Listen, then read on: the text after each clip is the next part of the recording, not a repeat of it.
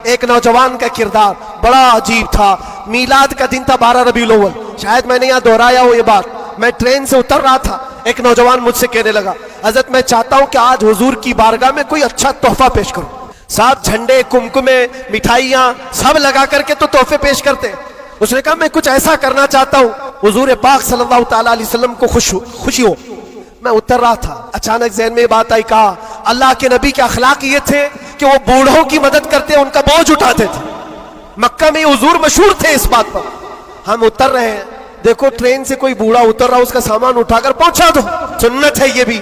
اور آج 12 ربیع الاول ہے, تم حضور کی بارگاہ میں خراج عقیدت پیش کر. یہ بات کہا اور میں گزر گیا. وہ جوان ایک بوڑھی عورت 2 بڑے بڑے شاپر لے کر آ رہی تھی, اس کے پاس گیا اور کہا کہ اماں جی مجھے دو, میں اٹھاتا ہوں. وہ پہلے تو گھبرائی, کہا کہ تو کیوں اٹھائے گا, تو کولی ہے کیا ہے, میرا سامان کیوں نہیں دوں گی. نہیں دے رہی تھی. اور کیوں دے اجنبی کو کوئی. اس نے اصرار کیا, اماں جی دے دو اٹھا لوں گا.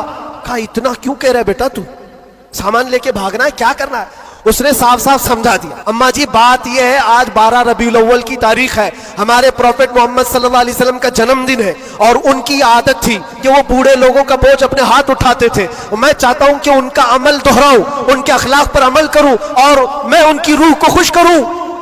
بوڑھی کے دل میں بات آ گئی. کہا لے لے بیٹا, تو تیرے نبی کی بات کر رہا ہے, آج تمہارا کوئی تہوار کا دن ہے, یہ کرنا ہے تو کرو. وہ شاپ پر لے کر کے گیا, اس کو جہاں تک پہنچانا تھا پہنچایا. یہ بات آئی گئی, گزر گئی. ہم بھی تو سوچتے ہیں کہ چھوٹی سی بات ہے. 6 مہینے گزر گنے کے بعد, 6-7 مہینے کے بعد اس نوجوان نے مجھ سے کہا کہ حضرت وہ بوڑھی عورت جس کا میں سامان اٹھایا تھا, وہ ابھی رابطے میں, کانٹیکٹ میں ہے, ابھی آئی اور کہہ رہی ہے کہ بیٹا 6 مہینے گزر گئے, اب تک میں تیرے نبی کا بایو ڈاٹا ہی پڑھ رہی ہوں, اب تک میں ان کے اخلاق ہی پڑھ رہی ہوں. کہا کیوں.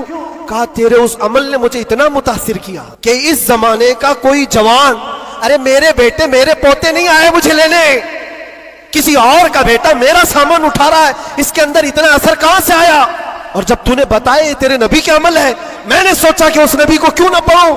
پڑھتے پڑھتے میں اس مقام پر پہنچ گئی. بتاؤ تیرا نبی کہاں ہے, میں بھی جاؤں غلامی میں شامل ہو جاؤں.